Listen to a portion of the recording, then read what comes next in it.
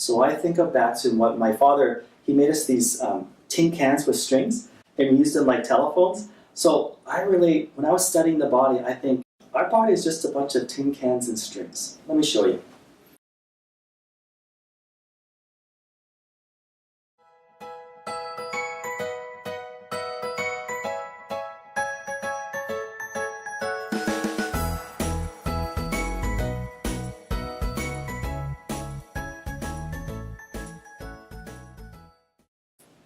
So many people ask me, Dr. Paul, how does chiropractic work? How does my body work? I always bring it back to things that people can understand, and that's usually communication. It's 100% communication.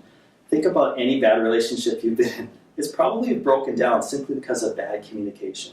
So I think of back to what my father, he made us these tin cans with strings, and we used them like telephones. So I really, when I was studying the body, I think our body is just a bunch of tin cans and strings. Let me show you.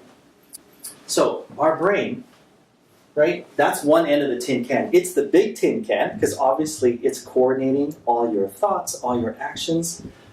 Here's the complicated part. Every cell, gland, muscle, organ, and tissue in your body is another tiny tin can. Now that tiny tin can, those two tin cans are connected by the fancy string.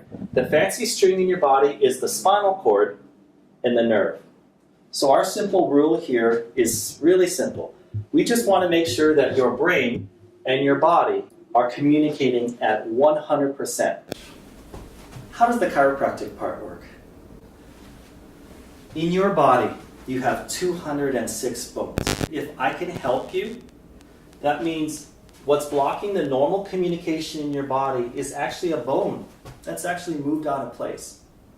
So my job is to figure out which one of those 206 bones is actually the cause of the